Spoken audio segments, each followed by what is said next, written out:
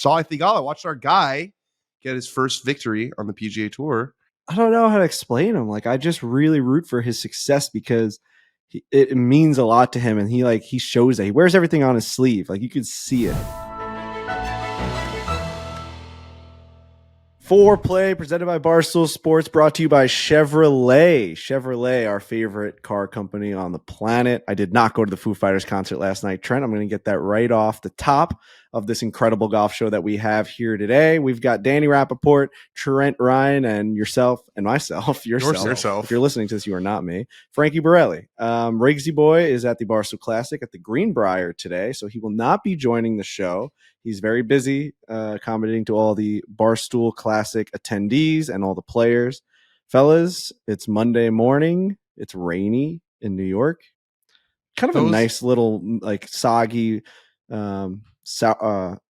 mournful Monday almost, you know, the Jets got absolutely murdered yesterday. I'm in mourning this morning. I don't mind a rainy Monday morning. I really don't. It's been quite nice. I'm drinking a cup of coffee. We're doing the podcast. Things are moving a little slow. Riggs is at the Barstool Classic. I'm going to the one in Charlotte on Friday, which is the last Barstool Classic of the year. So 25 out of 25. We're about to wrap that baby up. Obviously, there will be another one next year and to infinity. But it's been a great Barstool Classic season. Shout out to everybody who's come out, who's played, who's had a good time, who's drank a bunch of Trulies. It's been a great experience, and I'm excited to do it again next year. You did not go to the Foo Fighters concert, which is stunning because when we were at Erin Hills, you were talking about, like, I can't wait to go. Me and Hannah are going to go. I know Robbie Fox went. I know a bunch of people went. I know the tickets were crazy expensive, but what is the reasoning behind not going? That's your favorite band in the world. And I've always wanted to see the Foo Fighters at a festival. They're playing. Beach Boys were there. The Beach Boys were there. Weezer was there. Revolution, The Killers, Greta Van Fleet. It was a hell of a festival that I missed all of it. Listen, I got a gender reveal party thrown on my plate. My sister had. So that's a full party they do for that. That's not part of like a baby shower. My it's a party sister had a gender reveal party. She wanted rock and roll, baby. She wanted it at my house. It was on Saturday. It ended up getting crazy. We had a bunch of Trulies that night. It was a celebration. You know, 1 minute you're popping the blue confetti, it's a baby boy. We were popping the blue confetti. Congrats. Another Uncle Frankie's back in the mix. I got another boy coming in, so it's very fun. I'm actually very excited to have another Islanders fan come into the world. And there was a lot of stress going into this because they got blue and pink confetti poppers, right? And they were not labeled. And it was Hannah's job to read the paper and see if it was a boy or a girl and then hand them the blue or the pink poppers, but they were not labeled. That's so stressful. I had to go over and poke a hole in one of them on the top and see what color was on, like, the needle, and then hope that, like, when she handed it to them, I didn't see the top, and because it would have ruined the surprise. But whatever, I got it on the drone. It was really cool. We ended up having a bunch of Trulies all night, and we had a late night and a really, really, really tough wake up in the morning. And I remember just thinking, because it was yesterday, I remember thinking, I just can't go all the way to Jersey right now and go see the Foo Fighters. I can't. I had people sleeping over. It was just too much. It was way too much. I ended up golfing. So yeah, I just had a Sunday to myself, and my buddies came over and we watched football and whatever. I fucking miss the Foo Fighters. It's hard to fathom. It is. Did you listen to the Foo Fighters on the golf course as a little home concert? You know what I did on on Sunday? I brought my iPad out to the golf course, and with the case that I have, it's got that magnet on the back. I basically put it inside the slit of the windshield of the golf cart. Oh, in the slit, right in the slit. And I have 5G on the iPad, and we watched RedZone. We watched RedZone from 12 o'clock till 4 o'clock, and we were done with golf. And then the Jet game started, and I was at home. It was the best Sunday I've ever had. That's what I said that on this podcast. I was like waiting, because that's what I said is the gold standard of golf carts would be to have basically an iPad built in to the golf cart where you could just put on RedZone. Listen, this is an invention, and we might have to cut this. Let's get tablets. Let's talk to China. Let's talk to China, and let's get China. Let's get mass-produced tablets that have RedZone, or let's talk to RedZone. Let's talk to NFL, Goodell, and let's get these tablets coming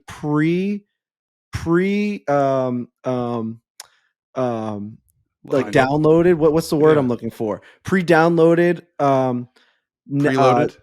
preloaded, subscribed RedZone, where all you got to do, if you're a college kid and you're a golfer, is you got to purchase this tablet, and we're going to come up with some sort of contraption that it goes right onto the golf cart, right onto the windshield, maybe onto one of like the handles. And all you got to do is turn this thing on, make sure it's charged, and you're going to watch RedZone every single Sunday. Do you know how much better it made golf? Like waiting for the group ahead of you. I didn't care at all. I was just leisurely out there. If I had to wait for one of my buddies to hit a shot, I was watching RedZone. I had my fantasy team up in my hand. Oh, Bijan Robinson rushed for another touchdown. Great. Oh, I have to hit a nippy little 54 degree. Great. No problem. It was perfect. Everything was incredible. It was like watching RedZone at home, except you have a fucking wedge in your hand. Yeah. It makes a huge difference when it's not on the phone, because obviously, you've been able to stream them on the phone for a long time, but there's just something about having that little tiny screen and you're looking down and your neck starts to hurt at the end of the day. And also when it's your phone, no one else can really watch it. So it's not as much of a collaborative experience. It sounds like it was loud enough for everyone else in the group to hear. That's the peak. So that's a really good fill-in for not going to the Foo Fighters concert. It was a great day. I got a ton of messages being like, how'd you do this? I was like, it's just an iPad with a case on it. It's not that crazy, but made me think we can be millionaires off of it. Shouldn't we just make golf carts with screens in them that have the capabilities? Screens. I know a lot of them have the screens now. You can kind of see like what the yardage is and all that, but there's got to be a way. It needs to be more where Frankie had his iPad, because when you don't want to be looking up the whole time, especially if it's still doing like, here's the yardage, here's the hole. I think you need a separate screen in the middle that you can watch RedZone and NFL Sunday Ticket on. We're gonna sell it. It's a pretty good idea. I like it. It's just like a really cheap iPad, basically. Yeah. They're always but it has no functionality besides RedZone. Tablets. You ever see these tablets they're selling on like Amazon and shit? You can get one for $80. They're essentially just preloaded iPads that like whatever you end up wanting on it is just on it already. Yeah, no, we need to do this. We need to have conversations. I want to speak. I want to have business meetings this week. I want to talk business-wise, as Jersey Jerry likes to say.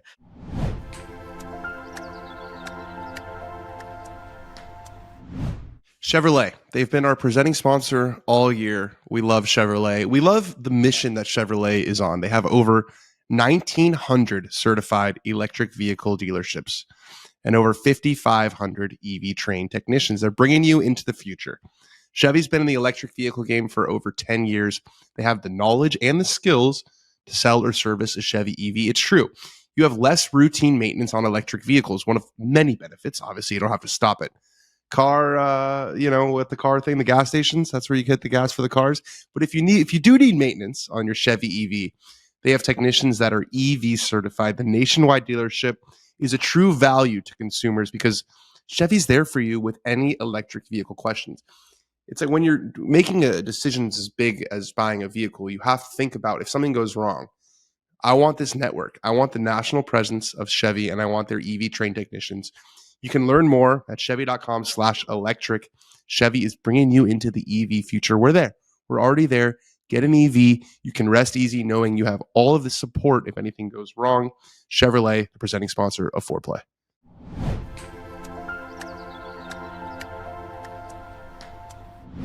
So what did you guys do? How was your guys' weekend? We'll get into all the golf. Obviously, Sahith, Justin Thomas, Solheim Cup coming up. We've got the Ryder Cup coming up. A lot to get to on the golf front, but I want to hear about your guys' weekends before we get into that. It's been a long weekend, beautiful weekend here in the Northeast.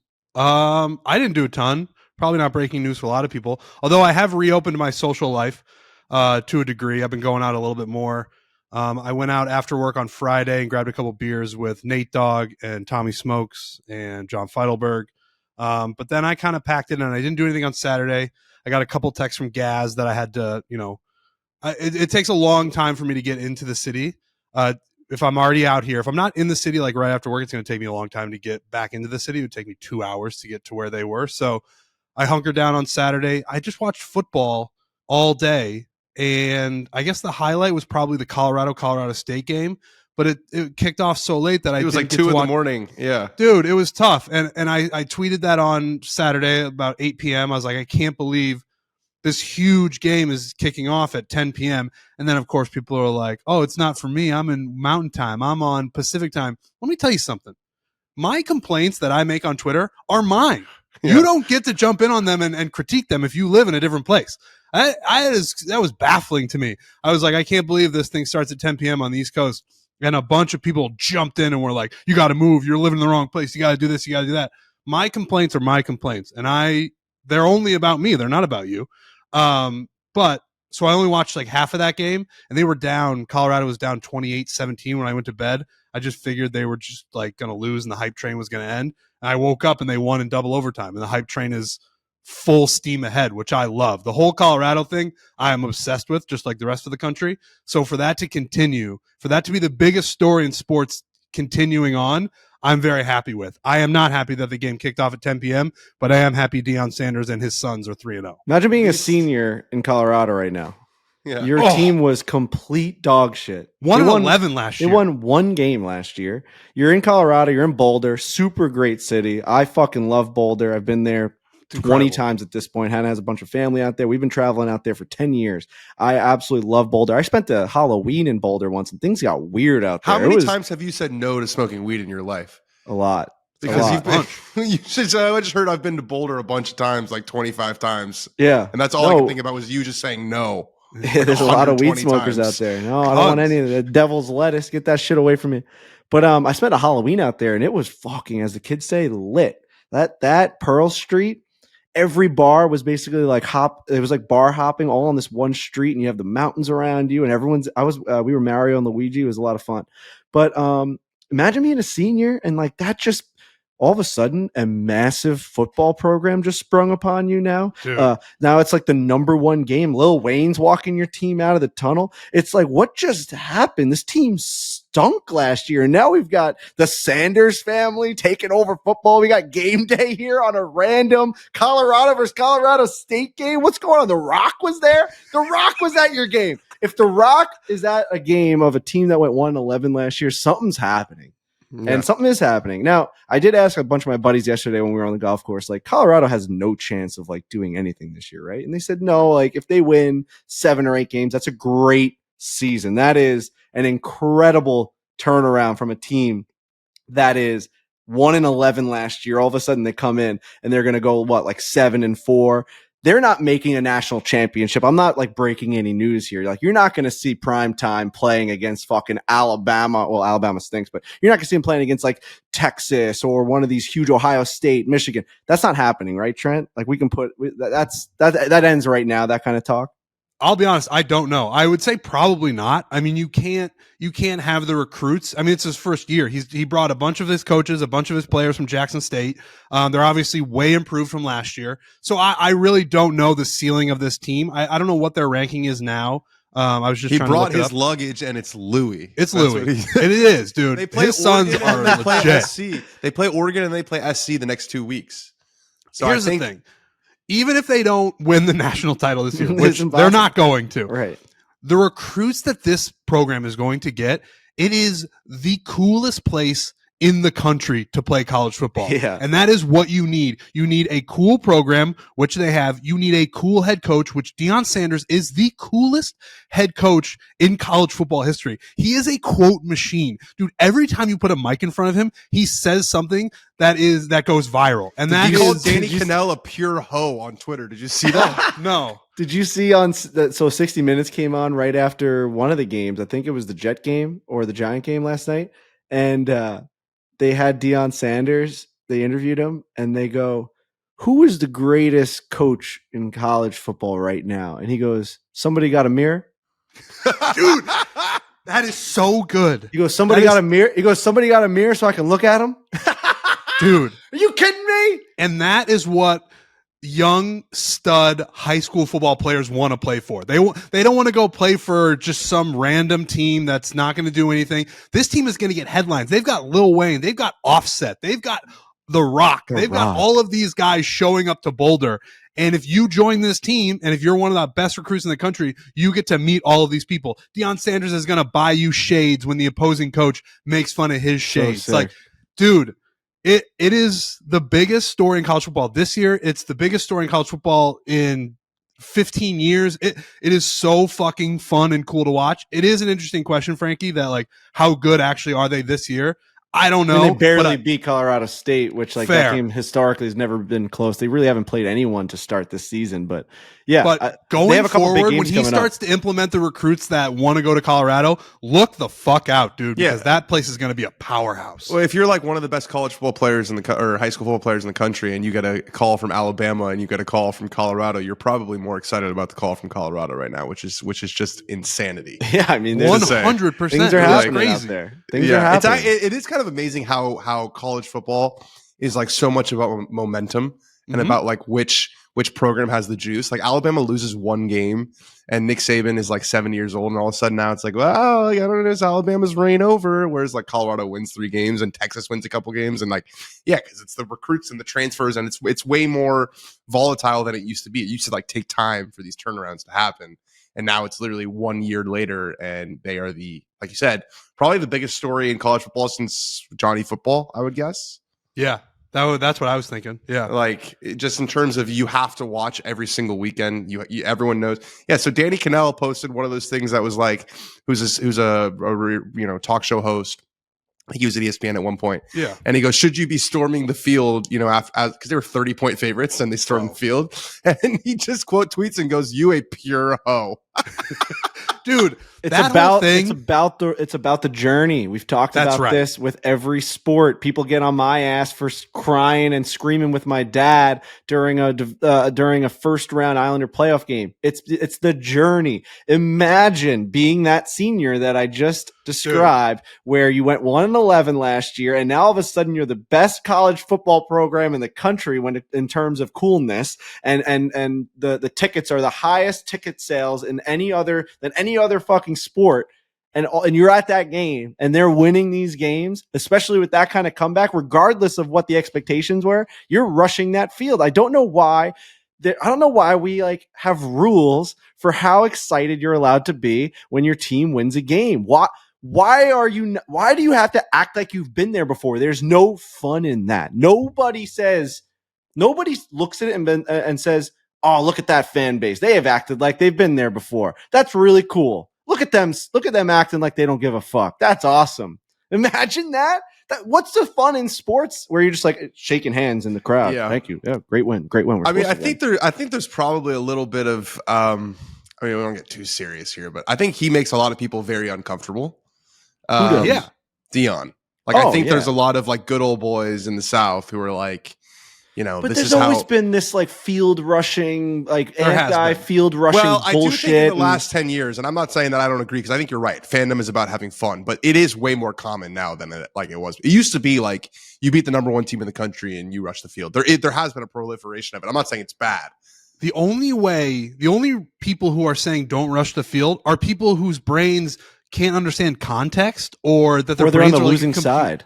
Yeah, or they just are mad. They're just on the losing side. It's like you look at it like, well, they were 28-point favorites, so they shouldn't be storming the field. That doesn't make any sense. But it's what Frankie said. It's everything. It's all of it. You were 1-11 last year. Now you got I'm repeating what Frankie said. You got the coolest program in the country. You guys now have an incredibly bright future. Double OT win against Colorado State, in-state rival. The game was chippy the whole time, at least for the parts that I was awake for. Just storm the field. That's the fact that people even think that there is this line where it's if you're favored by this much, or if you're not ranked, the other team's ranked, blah blah blah. The fuck all of that. Look at the context of what's actually going on, and that is a no-brainer field rush every single time. The only thing I could see is somebody having like a romantic thought about storming the field, and they want to hold on to it. Where that's what it is. In the history of storming the field, it's only been for these select moments in sports where it was a David versus Goliath type win. And, the number 1 ranked team came into an unranked stadium and the team won. And, what was it? Appalachian State beat Michigan. And like, that's the moment right there.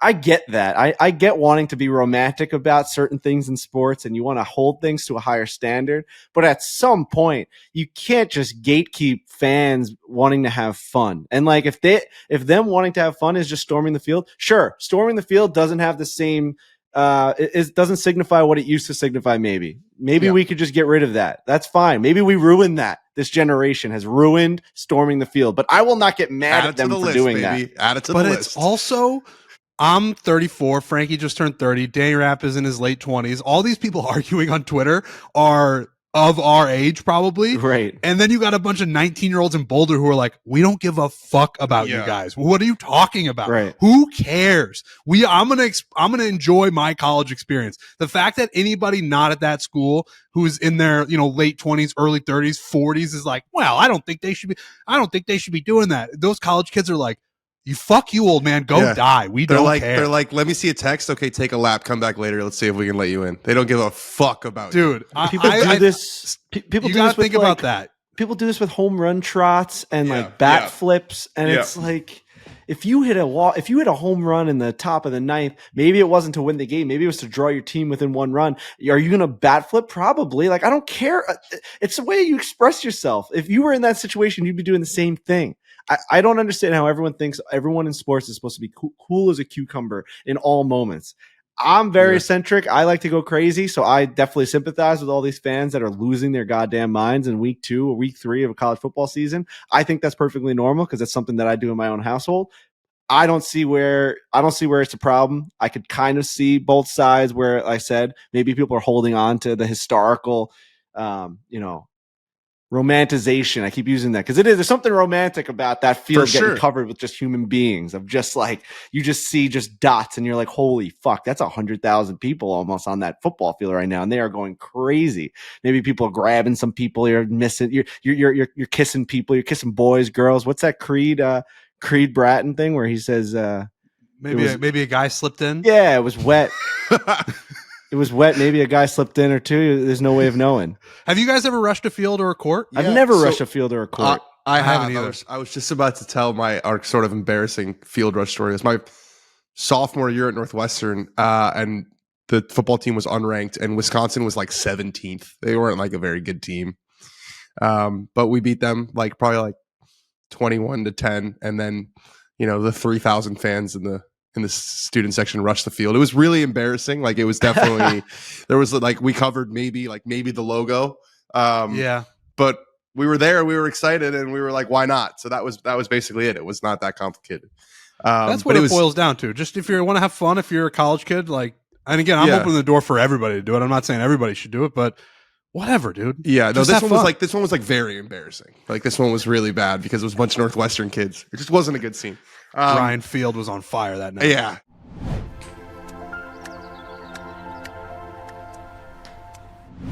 Are you feeling overheated after a long day on the course? Maybe you're recovering from an intense workout. Maybe you're dehydrated after a long night out, a few too many cocktails. When water alone just won't do the trick, and we've all been there, we've got the solution for you. BioLite, the IV in a bottle. BioLite is unlike any other hydration drink out there. It's the only clinical hydration drink with as many electrolytes as an IV bag. That's right. We're talking serious scientific hydration power here. It was created by an anesthesiologist who saw firsthand the need for better hydration. When his wife was battling cancer and struggling to keep up with her chemo treatments due to dehydration, he knew something had to change. Water, sports drinks, and other electrolyte products just weren't cutting it. So he created BioLite, a physician-formulated hydration drink packed with electrolytes and all-natural ingredients like B vitamins, milk thistle, vitamin C, and ginger root that help combat headaches, nausea, and fatigue associated with dehydration. Dehydration is the enemy. It's the way that you feel not yourself. You feel crazy when you're dehydrated. And you'd have to drink 6.5 sports drinks. Imagine that, the amount of sugar. 6.5 sports drinks just to match the electrolytes in one bottle of BioLite. Say goodbye to excess sugar and hello to efficient hydration. So next time you're in need of serious hydration, grab an ice cold BioLite, drink the entire bottle, and in just 30 minutes or less, your body will receive the same rejuvenation as IV rehydration therapy. Trust us, it works numbers. BioLite when water is not enough. And for a limited time, use the code MELON, MELON, all caps, MELON, to get 15% off your next order of BioLite at drinkbiolite.com.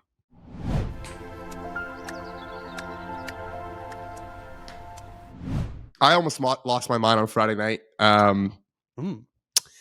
Yeah, so we went to this birthday party for one of Emma's friends, and we were told that it was like a Japanese variety show, which I thought was like kind of cool, you know, because you see these Japanese game shows where they're like pouring slime on people, and it's very like physical comedy and performative. And I was like, okay, we're in for something that I think is, you know, going to be a pretty entertaining night.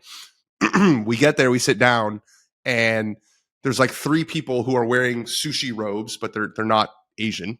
They're like clearly just actors. And one person calls out a prompt and they start doing this routine. And I turn to Emma and I go, oh my God, it's improv. And she goes, no, I don't think it is. And then a minute later it was like, oh no, it's definitely improv. They're either it's improv or it's the single most unfunny scripted comedy content that I've ever seen in my life. So I got hoodwinked into going to an improv show for 2 hours. And, you know, Trent, we've kind of talked about freestyle, the concept of freestyle and rap, right? It's not really freestyle, right? No, but I don't really care. I just want the rap to sound good. Of course. This whole notion of like, oh, this is so amazing, they're coming up with this on the top of their minds, is like, it just, if it's not funny, I just don't care. It's not impressive to me that you can say yes and then you say something else and then the crowd's like oh, and then you run into a wall in the conversation and they ring the dong and then everyone claps. Like it was, I hated it. I never want to go to an improv show ever again in my life. I don't want to shit on improv as a whole, as a comedy vehicle. Why? Because good improv is incredible. Like, have you watched Middleditch and Schwartz on Netflix? No, the only one I've seen is the show that they used to do with Wayne Brady. Whose line is it anyway? Yeah, that was good. No, I am saying that like good improv it feels incredible, and you like can't believe that it's happening. I am also saying bad improv is like just watching people talk uncomfortably, and it's about as bad as it gets. But it's just like bad stand up and good stand up. Like when you watch really good stand up, you're like, oh my God, this is incredible. Then when you watch bad stand up, you're like, I can't wait for this to end.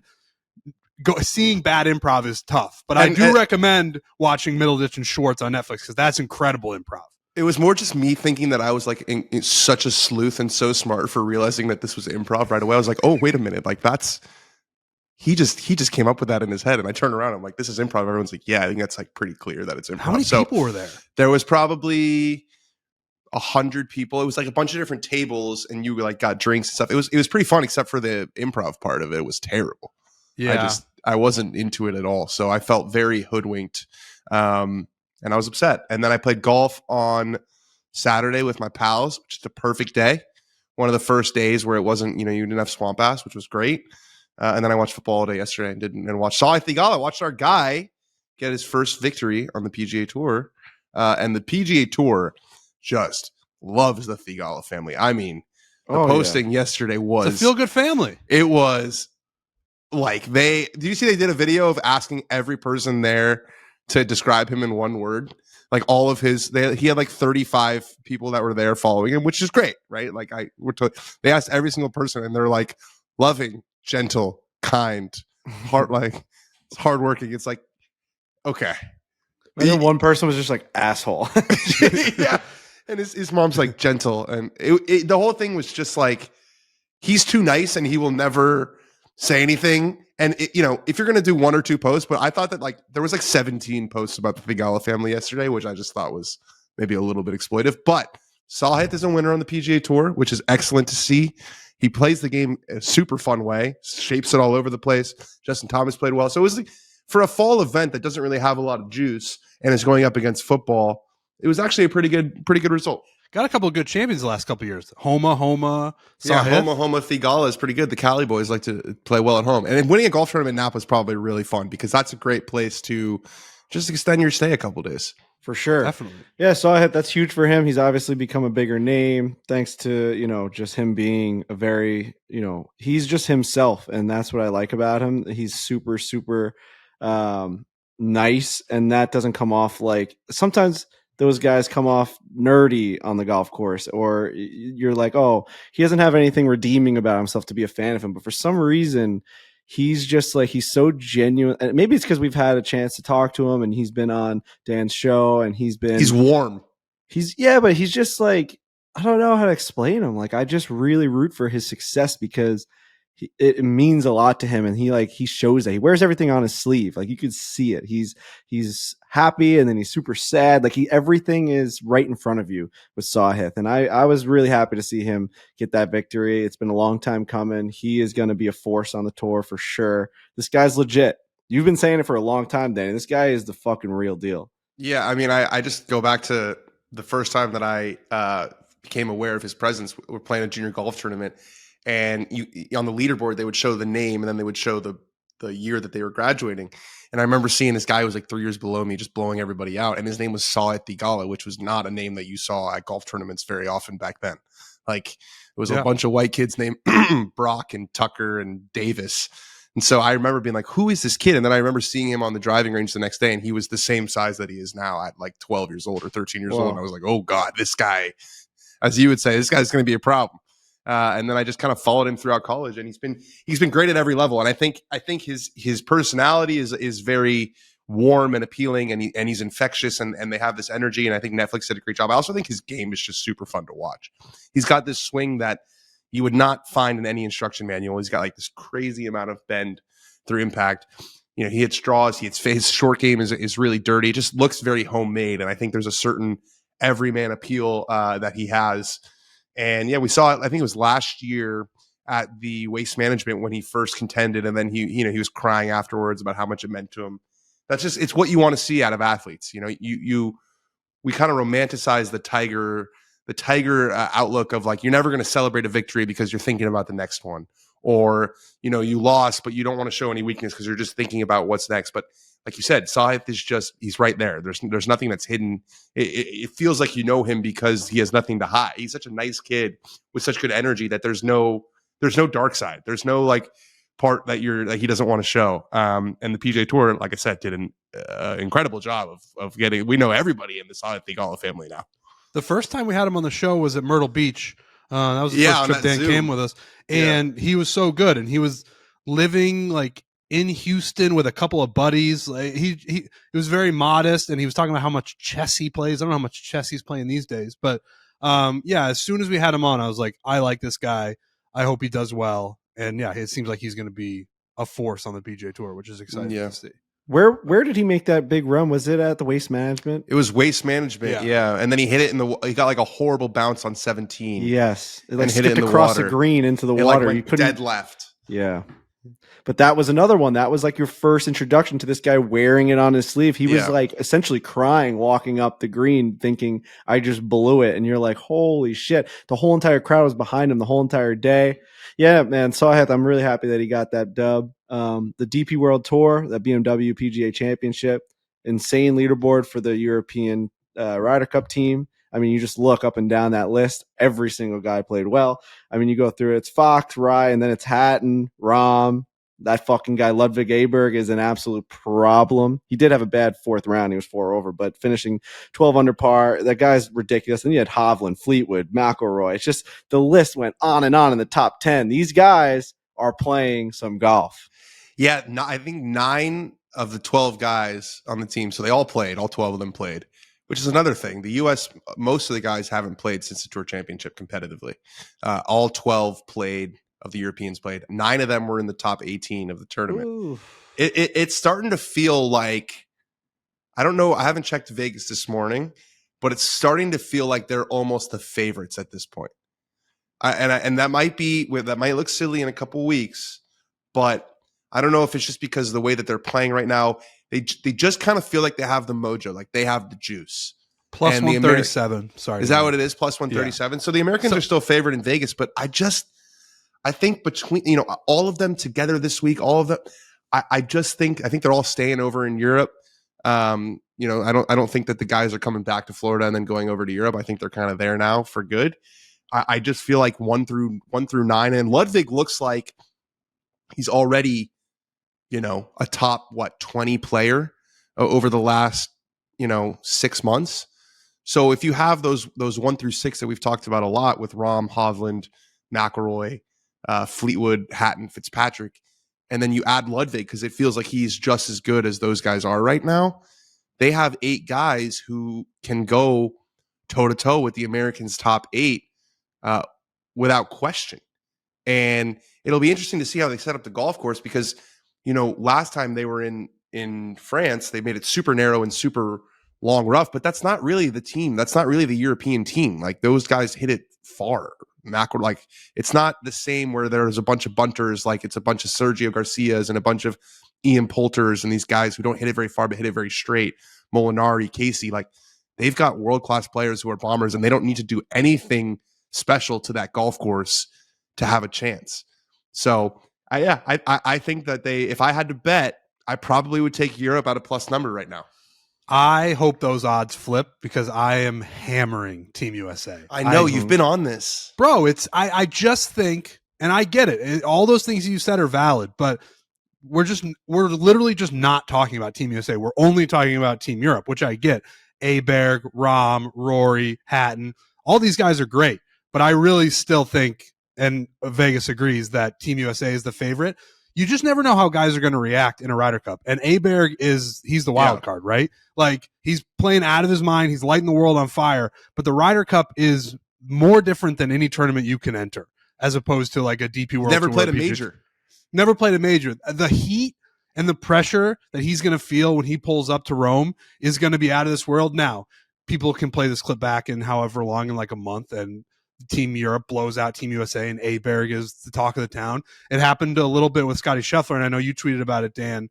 Yeah. Scotty Scheffler was largely a nobody until that Ryder Cup, and then he beats Jon Rahm in singles on Sunday, and he's the number 1 player in 6 months. Could that happen to Aberg? Absolutely. But I'm very curious to see how he plays in the Ryder Cup because it's such a different atmosphere, especially for a guy, like you said, who has not played in a major. Would you throw him out there first round of matches, like with Rory? Like, how would you handle it? You'd throw him right into the fire? Yes, I think you have to.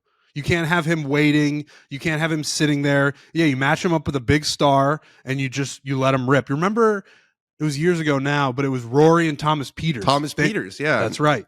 They were a force. And I think Rory is the perfect guy to match a guy up with who's like, bro, I'm Rory. You know me. This whole crowd knows me. Nobody knows you, but we're going to go out there and we're going to beat these guys' brains in and we're going to set the tone. That is what I would do. Do you think Thomas Pieters was having fun that day or no?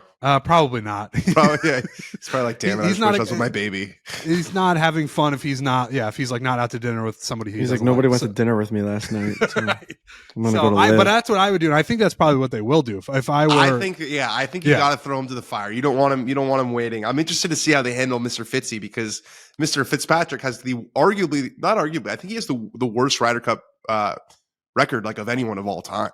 He's the only guy since like 1955 to play 2 Ryder Cups and have 0 points. He's interesting. 0-6.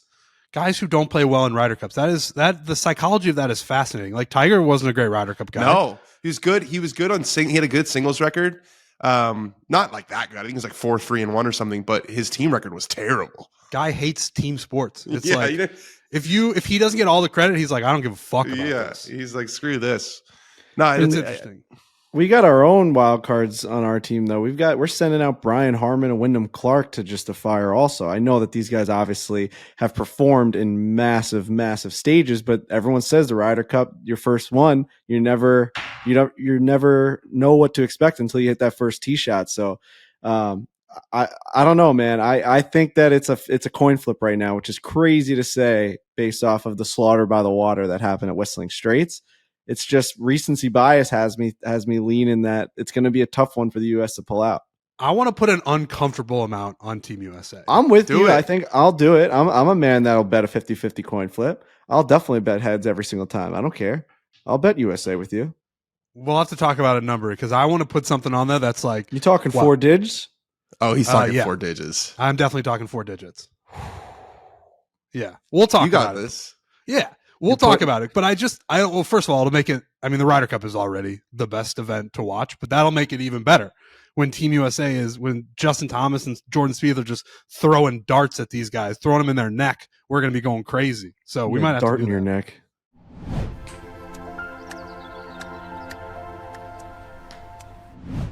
As we move throughout the year, hot summer temperatures are finally giving way to cooler mornings and evenings. And Trent, we've talked a lot about this. This is our time of year. This really is our time of year, and Peter Millar has the best stuff for this time of year. A little crisp in the air. This last weekend, I went outside and I thought, there's that autumn crisp, and it's very nice. And Peter Millar, they've got the stuff to outfit you for this time of year. If people are watching on YouTube, I've got this Peter Millar hoodie it's so nice. It's actually like a zip-up hoodie. I wear it everywhere, especially when the weather is a little crispy. The Beaumont hoodie. The Beaumont hoodie. This thing is nice. I got it in green. I got it in blue. I wear it all the time. So if you are trying to prepare for fall, Peter Millar is the place to go. I just remember that meme. You remember that meme that's like, wait till the fall, I really start dressing. I really start dressing. So we're at the fall. That's why our friends at Peter Millar are constantly developing lightweight layers perfect for the changing season. This year, as we talked about, they've introduced an all-new hoodie, the Beaumont. This thing is special. It's a special hoodie. It features performance benefits like 4-way stretch, moisture-wicking fabric, and easy care in a classic casual design. A ribbed fleece interior allows for lightweight warmth that won't leave you overheated. Whether you're heading to town or layering up for your next round, do it in style with Peter Millar Performance Pullovers. Head over to petermillar.com to shop their full range of performance pullovers as well as the entire Peter Millar line.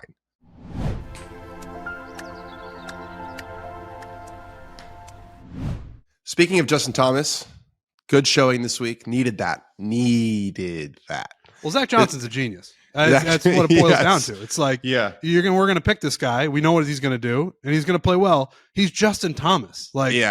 People for like a month forgot about that, and I kind of understand why, but I also kind of don't. He did shoot 81 twice in the majors this year, so it's. But yeah, I mean, I think that's something that people maybe weren't talking about enough going into it. Was like when they made the picks, the tournament was still like 4 weeks away or 5 weeks away. So it wasn't like, okay, Justin Thomas shot 81 on Tuesday and he's got to play in the Ryder Cup on Friday. He had plenty of time, and he brought out the pool noodles, and he told his dad to sit down in the closet. He said, I'm going to do it myself, Dad. Obviously, that's not exactly what happened, but he does seem to be more out there on his own.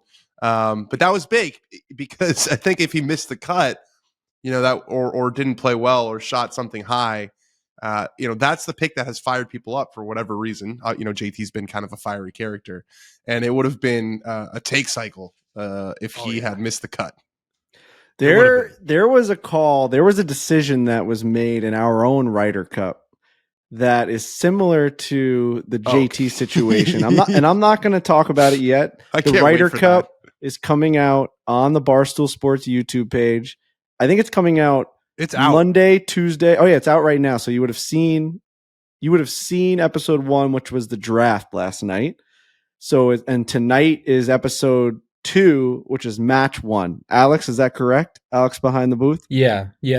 Tuesday will be match 1. What time is it coming out? Because I know the first one today is coming out at 2 p.m. Yeah, I'm not sure about the next ones, but I think we're trying to do afternoon for a lot of them. Who is match 1? It's the Kirk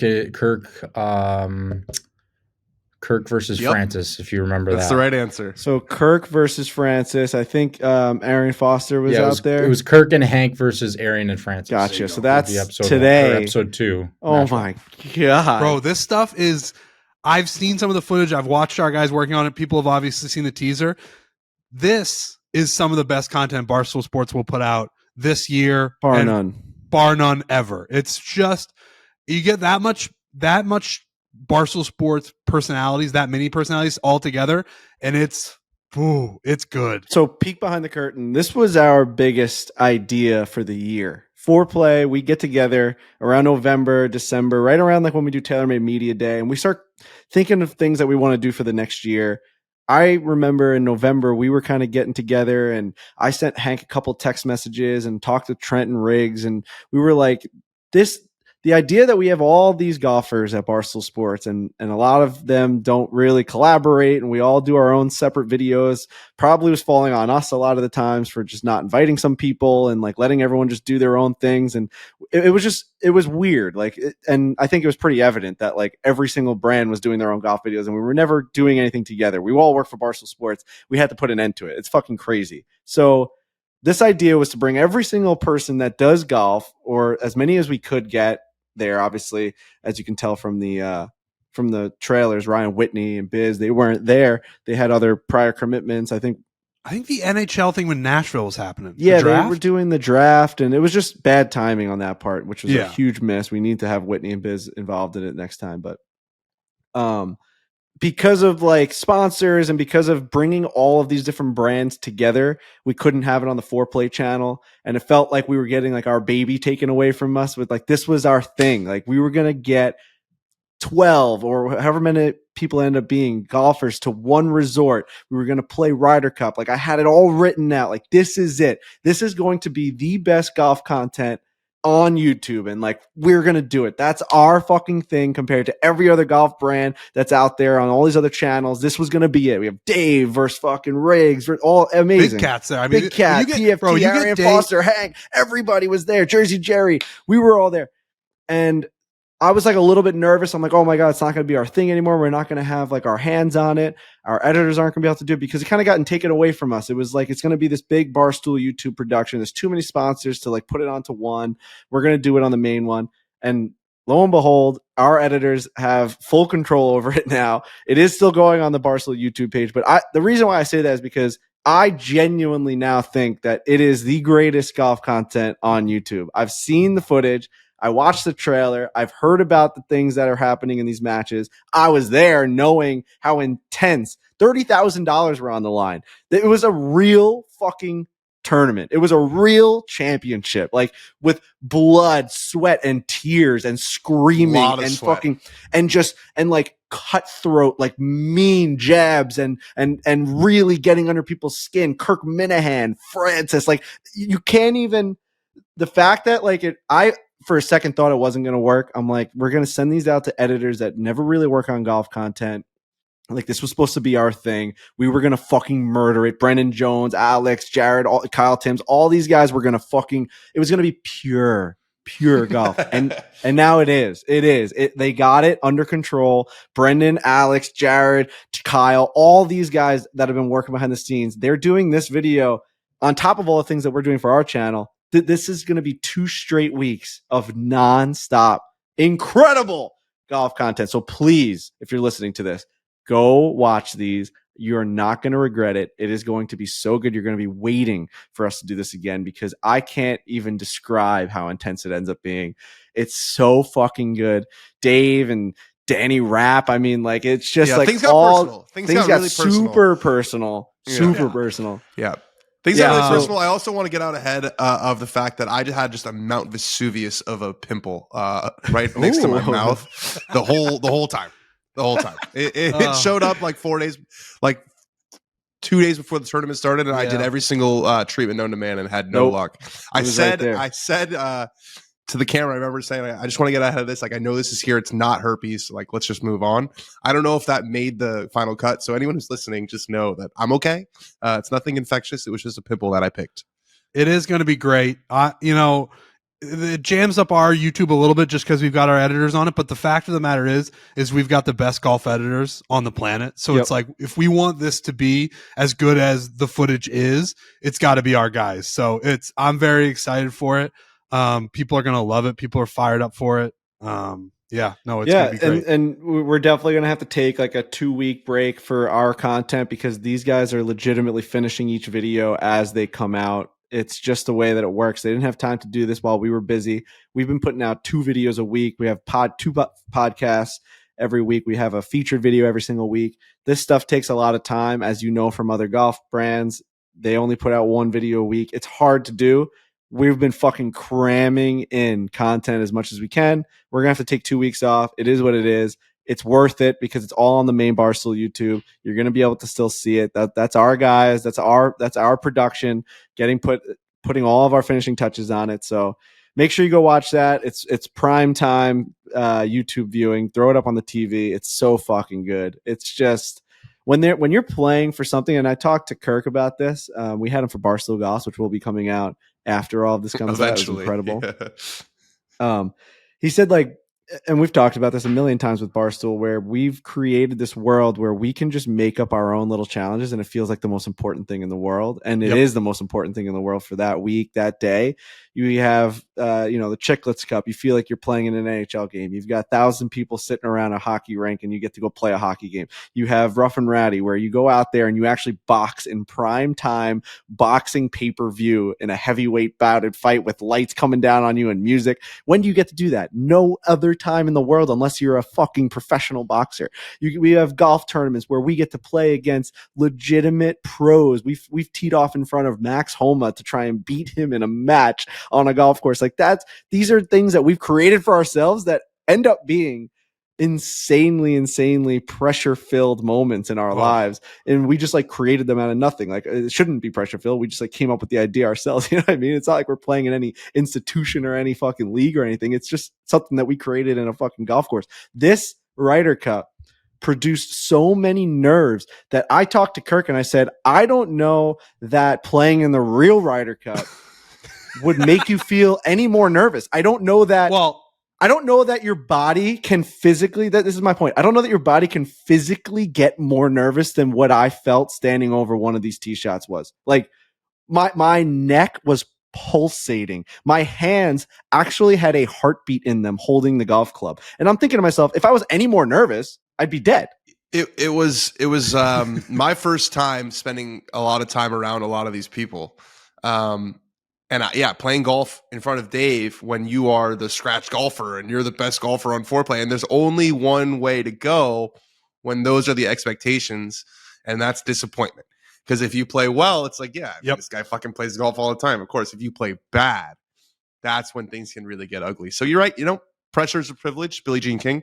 And I felt pressure all week. And if it was a real privilege, it's probably the number one thing I get asked most about on the road is like, when is Ryder Cup coming out? When is Ryder Cup coming out? So I think there's definitely buzz. And we just got the link in our group chat, the preview link. So it's happening. It's finally. The draft is so chaotic that it's its own video. It was Dave and Dan going at it about who they're drafting and what was happening with all of that. And a practice round ends up being a part of that video. So, God, I can't wait to watch this. I mean, we can say this now, and it's not really a spoiler because the episode's been out for 24 hours. Like, I'm on Dave's team, and you guys are on the other team. Oh yeah, we're on Big Cat. And Riggs is on your team. Riggs is on team Dave as well. The reason I brought that up is because of the pressure you're talking about. Like, I'm drafted onto Dave Portnoy's golf team at that point, and I'm not on Dave Portnoy's golf team, which was a whole thing. If you watch the video, which everyone should, he wanted me, and then the Big Cat stole me, and it was like I didn't know if I was supposed to say I'm not going to be on Big Cat's team. I had a conversation with someone off camera saying, "Do I say I'm not a part of this event?" You were going to protest. I was going to protest being on Big Cat's team, but then I was just like, you know what, you got to go with it. You got to spread your wings and fly, baby. You got to go against the eagle, and it was not easy. No. Well, we all are in a position during an event like that where we are the golf guys at Barstool Sports. So there is already a built-in expectation, even more so for a guy like Danny. But we are the guys who get to go everywhere and golf all the time and play all the time. So we are looked at as the guys who are supposed to play well. Mm-hmm. So that's tough, even if you're on Dave's team or if you're on Big Cat's team. Dude, the whole thing, and we talked about it at length now, but everybody just go watch it. Watch every episode that comes out. The drama is nonstop, and yeah, you'll love it. Yeah, this is the part of the year where I start to feel like an asshole to our editors because it's like, hey, I want to do this, and Brendan's like, dude, I don't think you understand. Like we're tied up, and I'm like, no, let's do this, that, and the other. He's like, stop coming to me with ideas and let me edit these videos. And then you're like sitting there watching TV and you're like, I should be working. I should be pitching this. I should be pitching this. But it's physically impossible for us to get more content into our 2023 slate without like fucking, sponsors and the whole like YouTube cadence up. So we are completely back. We still have the Shane Lowry video still a month away from coming out. We have the Dave and Jerry match, which hasn't come out yet. Like they're still I think these guys are going straight through the end of the year. Yeah, our guys are underwater, and they're more underwater than they're willing to tell us. Brendan will always be like, no, we'll get that in, we'll work it. We're editing this Ryder Cup stuff, and in case you missed the headlines, Barstool went through a bunch of layoffs. Luckily, we did not lose any guys. All of our guys are still there. Noah shout out to Noah. We love you and we miss you. He edited all my social videos and he's gone. Yeah, so we lost like people like that. So now it's all solely on our guys. Brendan, Kyle, Jared, and Alex. So it's we're gonna get through it, but the Ryder Cup is gonna be worth it. I promise you that. It's so good. Just a update. They're gonna come out after the Yak Monday through Thursday this week and next week. So 2 p.m. There you go. 2 p.m. Monday through Thursday, right after the Yak on the Barstool YouTube. Incredible stuff. Absolutely incredible stuff. Cannot wait for that first match. I've got something going on that I'd like to talk to you guys about. Let's hear it. Wow. Luke Combs followed me on Twitter or on Instagram. Oh. What do I do? I was going to say, how do you typically handle a celebrity follow? Do you DM? Do you just let it go? Nothing. Now, when did this happen? How I do nothing. When did this happen? Last night. How'd you not immediately text me when this happened? Because I want to talk about it on the podcast. So now here's something. I'm also holding a Home Depot. I'm holding a Home Depot pencil because I do man shit now. I like I draw pencil markings on walls and I poke holes in them and then I put little dollies in them and I fucking drill man shit into the walls now. But I want to say this to you, Trent, is so a couple months ago or a month ago during Luke Combs' tour, he came out with a video where he was hitting drives on the main stage at Foxborough in New England, and he was hitting balls into a driving net. Yep. And I said, we need to get this guy on a foreplay video. Me and Trent will just go wherever we have to go, and we'll just play three of us, just like having a couple Trulies, drinking, and just and playing some golf. I thought that would be a great YouTube video. Luke Combs is a fucking mastermind. I love everything that he does. Sunday He's a superstar is what he is. Man, she woke up fighting mad. He's a superstar. So I thought, maybe I'll text Caleb Presley. He went to high school with him. He's like in the video with him announcing his new album. I'm like, this would be an easy ask. I don't ask Caleb for The Rock's number or, Ed Sheeran's Drake's number. Yeah. I'm like, hey, so I texted Caleb. I'm like, yo, dude, like, would be awesome if you could connect me with whoever I need to be connected with. Me and Trent have to play golf with this guy. Like, we got it. Like, he just went viral for hitting a drive on his stage, prepping for his concert. This is a golf guy. And I got no answer. I kind of got big time by my boy Caleb, which is fine. Like, Caleb's a fucking mega star now. He's a superstar. Sunday Conversation is like the greatest thing to ever watch on Sundays. It might be better than watching football. It's the greatest thing of all time. So I thought that dream was dead. That's the only reason I bring that up. I thought that dream was dead. And now you're telling me that Trent Ryan has full access to this guy? Come on, let's draft something up right now. All right. So I obviously knew that whole backstory, and that's why I brought it up, because I know that we have been wanting to get in contact with Luke Combs, and then he followed me out of nowhere, dude, last night on Instagram. So come on. Do we want to draft one up now? What do we want to do? Yeah. Because we're definitely going to DM him. Sunday morning, man, I fucking love that guy. Dude, I know. And I wanted to text you immediately, but I figured we should do this on the podcast. So, all right, I think you got to write something, man. Be like, hey, all right, what are we going to write now? Because we like to, Danny, I don't know if you've ever been a part of one of these, but we like to draft up DMs live on Instagram, on the podcast, and we let the people know what we're sending and if we get a response. Yeah. So we haven't had one of these in a long time. What was the last one we sent? This has not happened since Ricky Fowler was the last one we sent. I do want to say the hit rate's not great because Ricky Fowler's been ghosting me for 3 years.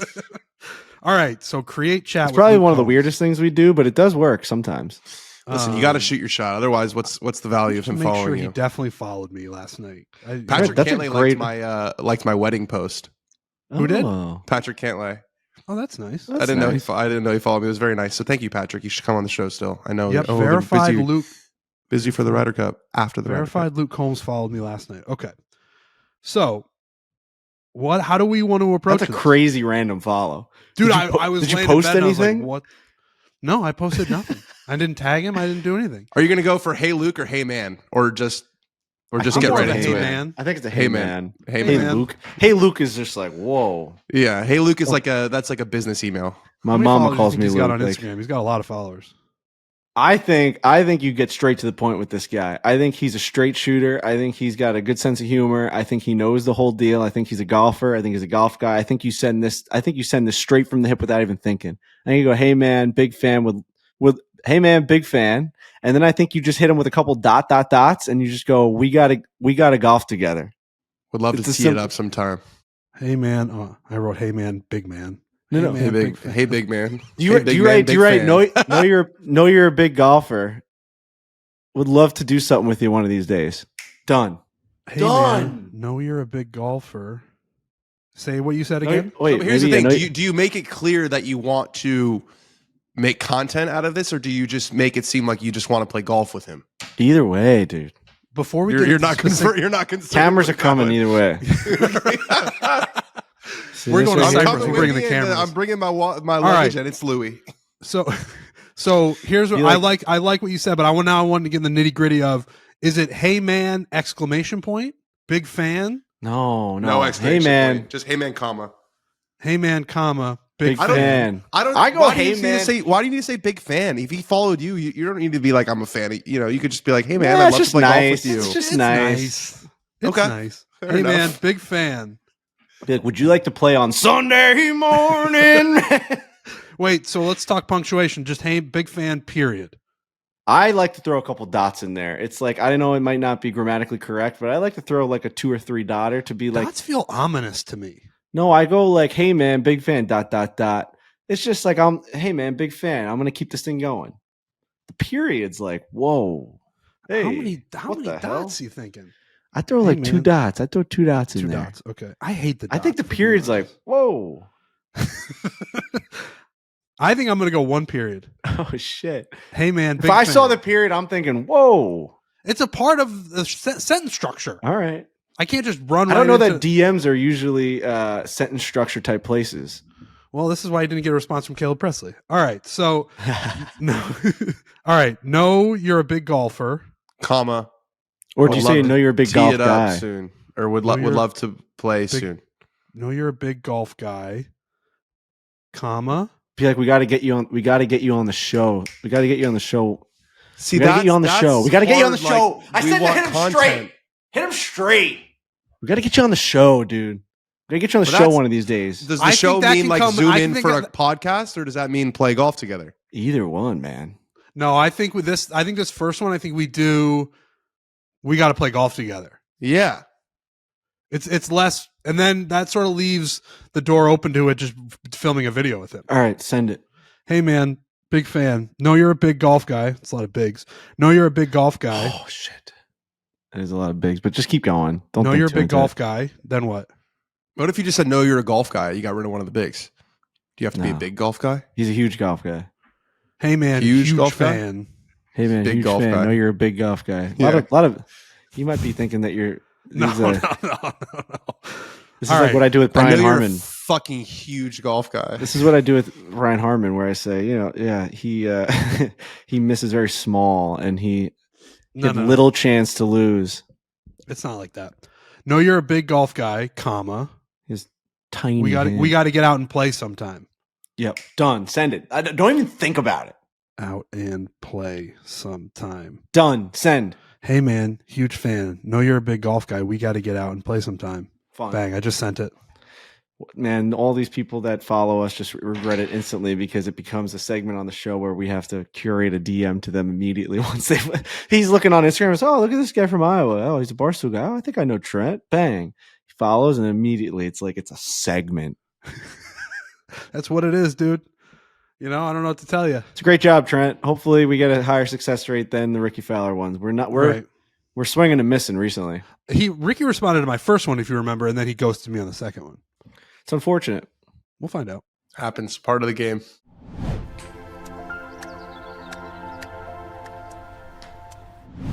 From the Gallery is brought to you by TaylorMade. Guys, welcome to the Carbon Coliseum. As the US and Europe prepare to clash in Rome, we introduce the limited edition Stealth 2 Teams Edition drivers, one draped in the colors of Old Glory and the other flying the blue and gold of Europe. 2 teams enter the Coliseum, but only one will be victorious. Starting October 1st, TaylorMade, we're giving away 8 limited edition Stealth 2 US edition drivers to some of you lucky stoolies. 8 brand new special edition drivers. Entering is easy. Just click the link, hit submit, and you'll be entered into the sweepstakes for a chance to win one of these incredible prizes. It's going to take you 5 seconds. You don't have to fill out a questionnaire. You just click a link. Don't miss out on your opportunity to be part of Coliseum history. Enter now at TaylorMadeGolf.com/Barstool Sweeps. Don't miss out on your opportunity to be a part of Coliseum history. TaylorMadeGolf.com/Barstool Sweeps.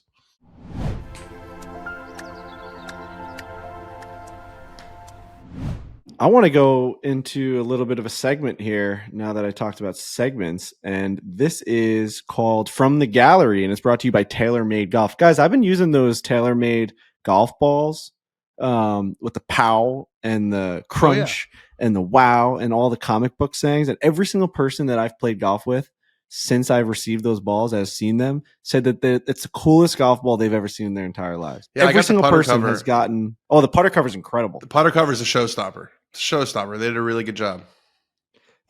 So Alex Bush sent us over a couple of From the Galleries. One of them being a question about the Chicago office. This is something that we get a lot at the Barstool Classic, a lot in DMs, and people are always just asking us this. It says, how will the new Barstool office in Chicago affect the Foreplay boys, if any at all? Will Riggs, and this is from Jake, will Riggs and Trent, being Midwest guys, make that their new home station if you guys are going to be doing more stuff out of Chicago? I just thought that I could, ask that, because a lot of people ask us that question. And I, for one, don't think it's going to make much of a difference in our day-to-day. I do know that we'll probably go out there more than we used to when it was a smaller office. I think we'll be going out there just to do content with all those guys. And I'm pretty excited about that, actually. I think I'm going to bring Barstool Golfs to just a Chicago swing. Hopefully I can do it before the weather turns too much, but I want to go out there. I want to check the new office out.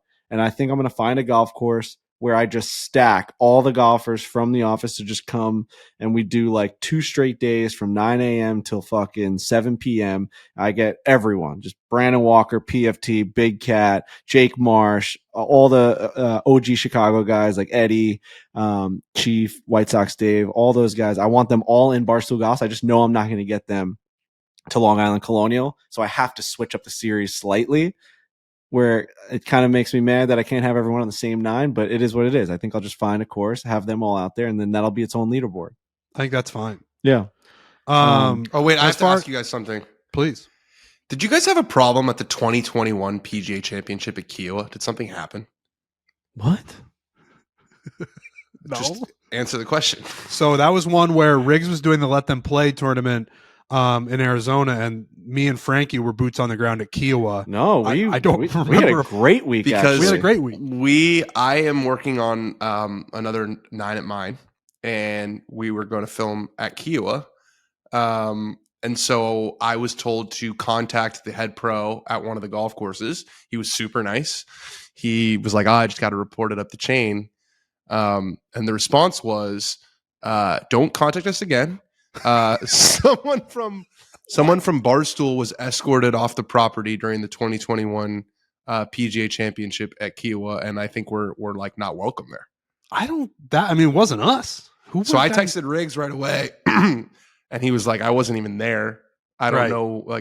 And I was like, I find it very hard to believe that something that significant happened that none of you remember. So I don't know if he's like someone got escorted off of the property. I'm going to read you exactly what the response was. I'm not going to say who it was from, because that would obviously give away the video. But we just thought that it was going to be like a no problem. Right. I just thought, he goes, no dice on Kiowa. Apparently there was an issue at the 21 PGA Championship. No one from Barstool should contact Kiowa anymore. It would actually get me in trouble. They were asked to leave the property during PGA. I'm just regurgitating what I was told. And any ideas what that might be? It was just Trent and I don't even know who was with us on the social team. The only thing that week was like remember there was like the Brooks Bryson stuff was pretty big. Bro, we were just at the PGA. We were on the driving range. I have videos with like Scott Van Pelt and you Scotty Scheffler. You left on your own power and your own accord. Yep.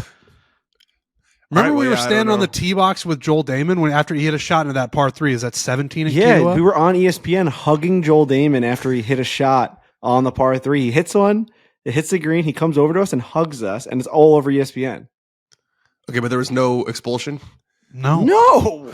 Okay, I only have very fond memories from Kiowa. I don't remember we any almost other have to reach out to Kiowa now because someone was using our name. And clearly, I think we got to sort it out after I do this video because I don't want this guy to get spooked out. But there's obviously someone who thinks that we're like someone that we're not or something. And Kiowa was obviously like a big, kind of important place. Sure, bro. You don't think we would have talked about getting escorted out of the PGA? Well, that's why I was. It would have been like Dave getting kicked out of the Super Bowl. We would have gone crazy. It would have been us versus the PGA of America. Yeah, so I don't know. That just popped in my head. To answer the question, so my situation's a little different from Frankie and Trent. I didn't come up in Barstool. I was not brought on to be like I kind of do my own, have a little bit of my own lane, which is great. I think it's working for everybody. And I told Riggs and Erica and everything that I was moving to California before I signed my contract because I knew it was coming. I don't think it's going to impact me at all, really. I'm going to continue to do my solo content, continue to be on the podcast, continue to be on our series. The only thing with, Frankie and Trent probably going out there more to do more like Barstool centric content. I probably won't be doing that very much just because it's not really my role at the company, but our job and mine especially is so much about being on the road. And so, I'm next to a big airport. Might be a little bit more annoying because LaGuardia has a lot of flights to like regional airports that we seem to go to a lot, like Myrtle Beach or like Madison, Wisconsin. And there'll be some connections involved, but I don't see it really impacting myself at all. Yeah, and for me, I know I'm a Midwest guy through and through. I'm from Iowa. It's very close. Where I grew up is 4 hours from Chicago. Went to Chicago a lot growing up, but I will not be making the move either. We've just sort of made our base, and Frankie and I live close to each other now. We do a lot of videos together. The only reason I would move to Chicago would be to be closer to like I could get back to Cedar Rapids in 4 hours. I could drive there. I could fly for 45 minutes, but I'm not going to be doing that. So I can still fly home from New York in 2 hours. I don't go home all that frequently anyway.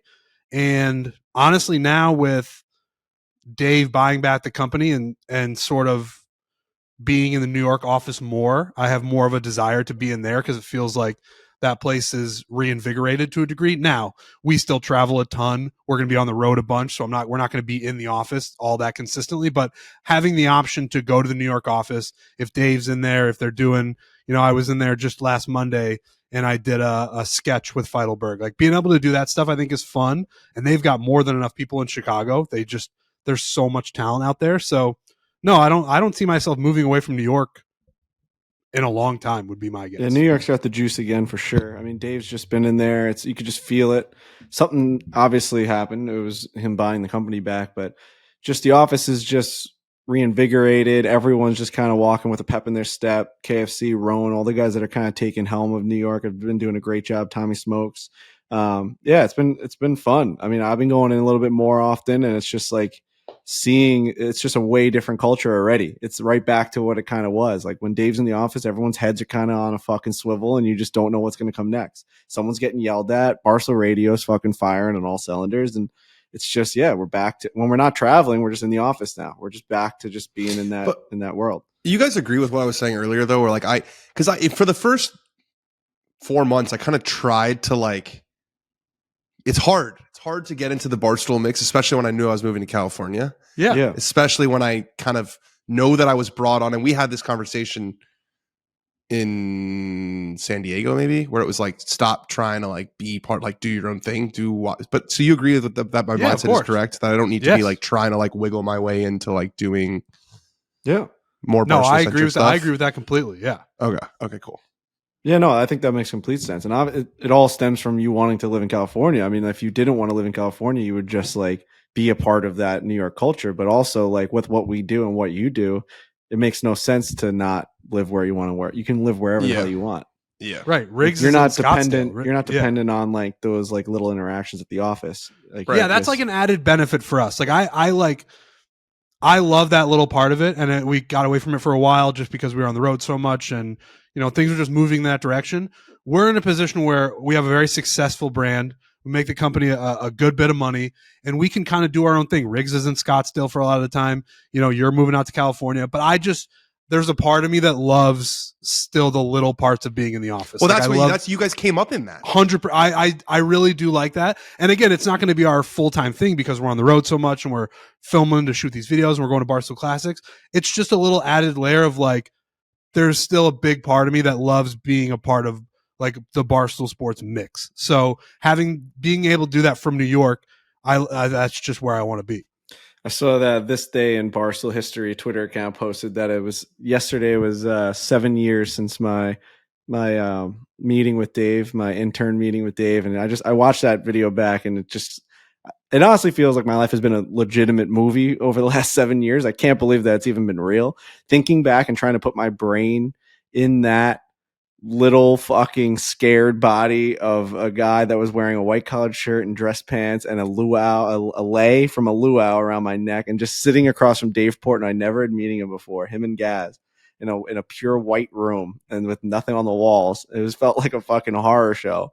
Shout out to the Nate Dogg. Shout out to the Nate Dogg for helping me get through. But just thinking back and I can feel the nervousness that was there that day. I was staring at Dave, like all the little features on his face, because I couldn't believe I was seeing him in person. Did he still have the effect? Because he obviously wasn't as famous as he is now, but did he still have more of that an aura? effect, I think. Yeah. He had way more of an effect because I hadn't seen him in person. I never saw him at an event. I never saw him on national television. It was only through my little phone or my laptop at night watching the rundown and all these old videos. Like he wasn't real to me until I saw him in person. I almost wanted to touch him. It was like when Kobe went to like Japan and everyone was like grabbing him to make sure that he was real. Well, it's also got to be a different type of nervousness because obviously meeting him is a big deal because you've been a fan of him for so long. But then once you get into the Dave Portnoy business, it's a whole different thing. He is like, we got to get this done. We're doing this. Like you meeting him in that white shirt and the luau thing is like, you're nervous. You're starstruck nervous. Yes. And then when you start to work for him, it's a different type of nervousness where you're like, 100%. We got to get this shit fucking done or we're dead. I just remember sitting there and I had no concept or like vision for what I actually wanted to do. Right. I remember going in there saying I just wanted to work for Barstool. I didn't even know Dave's guy was an option. You know what I mean? So that's the part that always blows my mind, is that I ended up getting a role that I genuinely didn't deserve because I kind of self-taught everyone like deserves things for different reasons. I self-taught myself how to video edit and kind of Photoshop, and I showed a lot of passion for what I was doing at the restaurant. I was like working on a little laptop in the back of Borelli's trying to I came up with a website called tobefrank.com, and I put all of my edits on there, and I paid like $150 for a WordPress website because I knew I was going to go in for this meeting. So I dumped everything I had ever worked on this website called tobefrank.com. It's no longer a website anymore. It's not mine if there is one up there. And I just remember being like, I just didn't even know what I wanted to do there. I just thought that I wanted to like have the idea of me working at Barstool become a reality. I didn't know what roles were there at all. I thought I was going to be like a little fucking, I don't know, like cleaning the toilets or just like stacking papers. I genuinely didn't know. So it's a fucking wild ride looking back. Like you had a vision, Trent. Like you were at least a writer. You knew you wanted to write. Yeah. I didn't have anything that I knew what I wanted to do. Right. And the call out wasn't for Dave's guy. It was Barstool interns. Correct. And I actually still, you bring up an interesting point. I still don't know why he picked you. Like, did why he have wouldn't a guy before that? Or were you the first guy? Gaz and Hank. Right. It's been Hank, and then it was Gaz, and then it was Hank, and then it was Frankie. And he was like, I'm making this move to New York. I need a guy dedicated to myself. And through all those people that were like, why isn't Tommy, Robbie Fox Dave's Robbie guy? Fox, like something, I don't know. I don't know what happened. It was something in that meeting where he was just like, I don't know if it was the pizzeria background or that was probably a big part of it. And and it was Nate. Oh, I've told this story a million times. I've done shows on it, but Nate told me what to say in the meeting because he had heard the kind of questions that Dave was asking, and he prepped me before walking in. And if he didn't do that, I would have gotten fucking laughed at and walked out the building. I would have gotten escorted out of the building. I would have said I'm a funny guy And I know Barstool videos, and Dave would have been like, thanks for coming. I appreciate your time. And then my life is so fucking different, man. I'm not doing man shit around the house. I'm working at the restaurant right now. It's the most different. Yeah. I saw Glenny Balls running down the street with Caleb Presley. Like, unbelievable. Yeah, man, that's just a whole different era. Yeah. And it seems like you're so like it, and now being 7 and coming up on, it'll be 8 years, our 8th year going into it.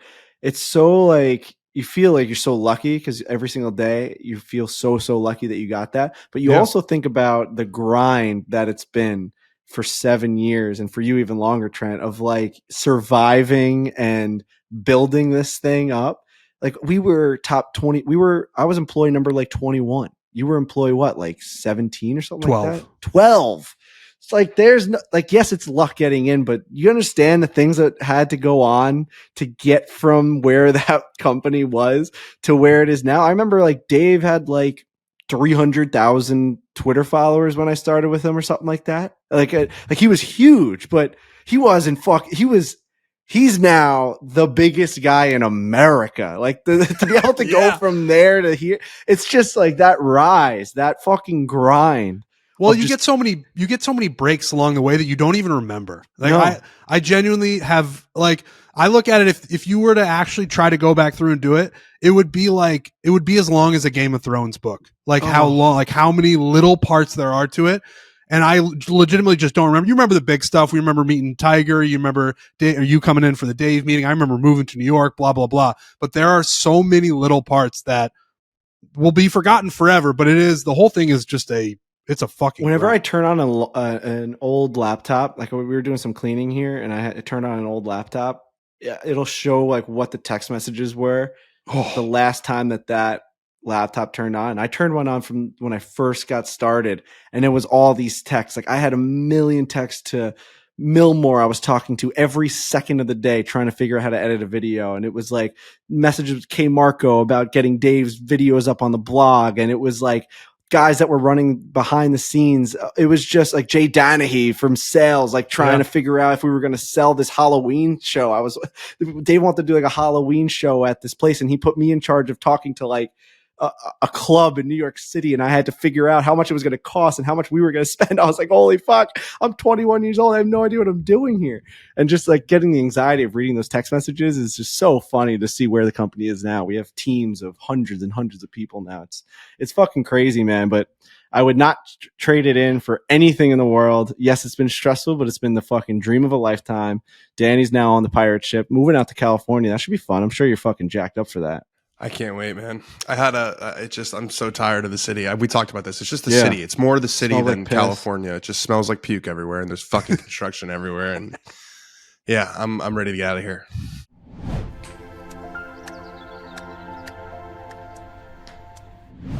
Sometimes it's super tough to fit working out into your fall schedule. Everyone's back in town. You're maybe going to the office a little bit more. It's harder to work out in the fall.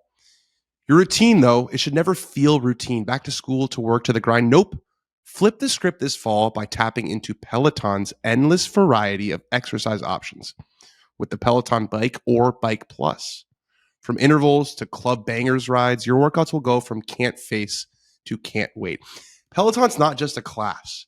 It's a fitness entertainment mashup that'll have you whooping along at the top of your lungs and telling your friends afterwards. We've got a Peloton in the gym of our building, and it's basically the only way I can bring myself to work out, Trent. Yeah. No, Peloton is the real deal. And our very own Frankie Borelli has a Peloton at his house, and he's transformed. Everywhere we go now, people say to him, wow, I thought you were going to be fatter. And Frankie says, well, listen, I've been working out. He did it for his wedding. He got in shape. He was riding the Peloton like every day for his wedding, lost a bunch of weight, and then he's just continued to do that. It has become a part of his lifestyle, the Peloton. He works out on it, he gets skinnier, and people give him compliments. That's what he does. And it's one of those things where, I've had this experience where you do it and then you come back to your apartment, and I've said to my wife, I'm like, just remind me how good that feels every single time. Yep. You never get tired of it. Peloton fitness is not a fad. It actually works. You want proof? 90% of Peloton households that join at the start of the year are still active 12 months later. It's an investment in yourself, in your quality of life. If you're unsure, we've got you. Try Peloton Bike or Bike Plus free for 30 days.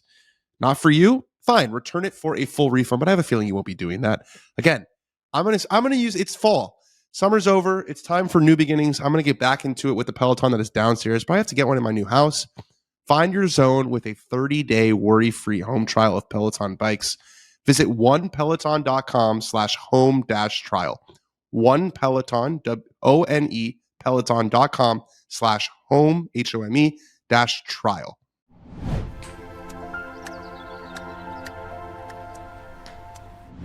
Well, we're gonna get out of here. Oh, let me check my DMs. That was it? Luke. Let me We're not doing another from the gallery? Oh, we can do another from the gallery. I was feeling one more. Yeah, Luke Holmes has more. not read my DM yet. So this is from another Jake. He goes, I've had a theory for some time now that goes against social norm, and it involves the toilet seat. This is a From the Gallery sponsored by TaylorMade. I know the general rule is men are responsible for lifting the toilet seat and then putting it back down. My question is, when and why did it become the man's responsibility to raise and lower a toilet seat?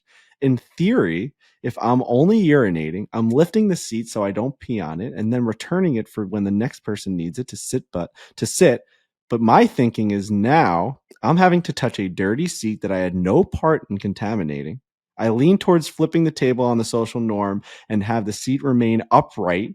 When the person that is required to sit, they can now lower the seat and then return it upright when they are done. Thus, the person that is, quote unquote, contaminating the seat by placing their bottom on the seat is now responsible for having to touch it. Sounds reasonable, right?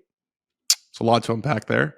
I don't know that I'm very good at actually lifting the seat up, so I probably should abstain from this conversation. So you go, if you're standing up taking a piss. I just have good aim. Yeah, but the drip, it always gets on. You know, I feel like then you wipe it off. There's some splash, I think, that you don't even see. So what Jake is saying is that the people that are actually using the seat should be the ones that are just lifting it and putting it down because they have to use it in some manner anyway. We're only touching it because we're trying to get our splash zone away from the person that's going to end up using it, correct? So I kind of agree with him where it's like they're already going to be touching it. Why isn't every toilet seat up to start? Right. For the man, it could be a completely touchless experience. For the woman, no matter what, there's going to be some contact. Yeah.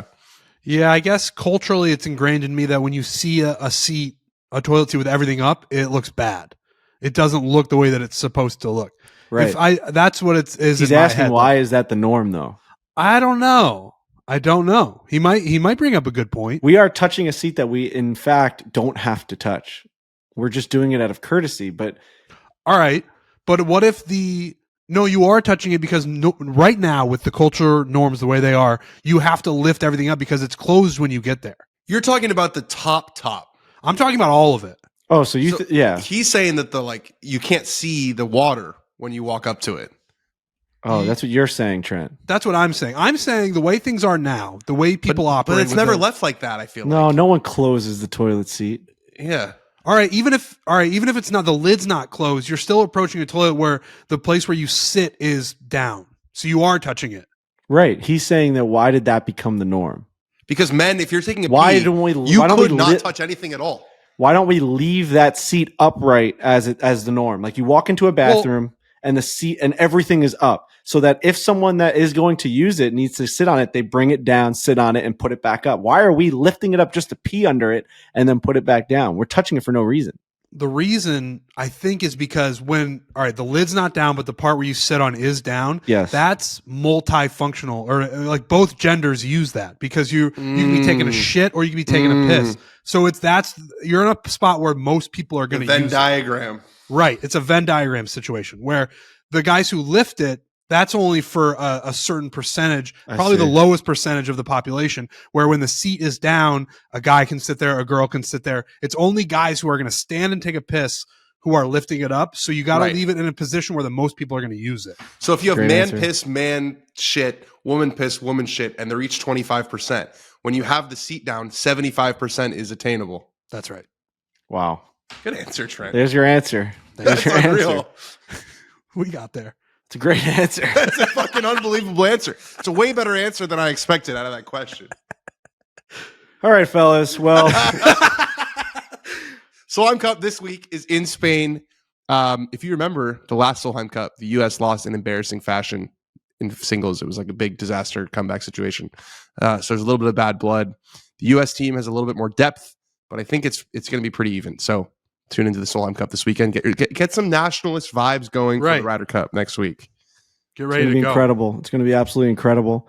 Ryder Cup reminder every day, Monday through Thursday for the next 2 weeks, right after the Yak on the Barstool YouTube page. Make sure you're tuning in. Make sure you're watching, sharing, liking. Go give Foreplay a subscribe button because we like those subscribe buttons. If you're listening to this, make sure you go subscribe to our YouTube page. We thought this was going to be the one that was going to give us all the crazy views and all of the subscribers, but unfortunately, we're not going to get that. But you guys can still go do that. You can still go do that for us. Make sure you do that. Have a great and blessed week. We will see you guys on Thursday. Thank you both, Trent and Danny, for joining us. Oh, Trent, I'll see you in Charlotte. I'll see you in Charlotte. You're going. I'm going to go. Yeah, we have the Pizza Fest. We've got Dave's Pizza Fest on Saturday, but I'm going for the Barstool Classic on Friday, which means I'm going to be playing. I was under the impression you weren't going to that. I probably shouldn't be because I have to practice for this freaking Pizza Fest. We're doing a 45-minute set, putt punk. But I just told the guys that I have to go to the Barstool Classic because it's the last one. I don't want to miss the people at the Barstool Classic. All right. I'm going to Italy on Sunday. Oh, I'll see you in Italy possibly. Right. I think I'm going to go to the Ryder Cup the Sunday I land for Sunday. You got to. You land that morning, right? I land that morning at like 7 a.m. I mean, you're going to be in the city of the Sunday of the Ryder Cup. Yeah, I have to go straight there. I am going straight there. I made that decision just now. I will be going to the Ryder Cup. I mean, imagine not doing that. I will be going to the Ryder Cup. City. Yeah. I will be going to the Ryder Cup. I think Ryan Whitney's going to the Ryder Cup. I heard on that Sunday. I could be wrong. I think there's some sponsor deal we talked about. Some people are going, right? I think so. I think Feidelberg might be going. I'm not sure. All right, boys. I have to go to a pickleball meeting. I got a lot of pickleball meetings. We're doing quite the tour next year, so keep that in the back of your brains. But that's all I got today for the golf front and the toilet seat front. So good luck with the fucking DM there, Trent. Let me know if that goes anywhere. You'll be the first to know. Hit it hard. Hit it hard.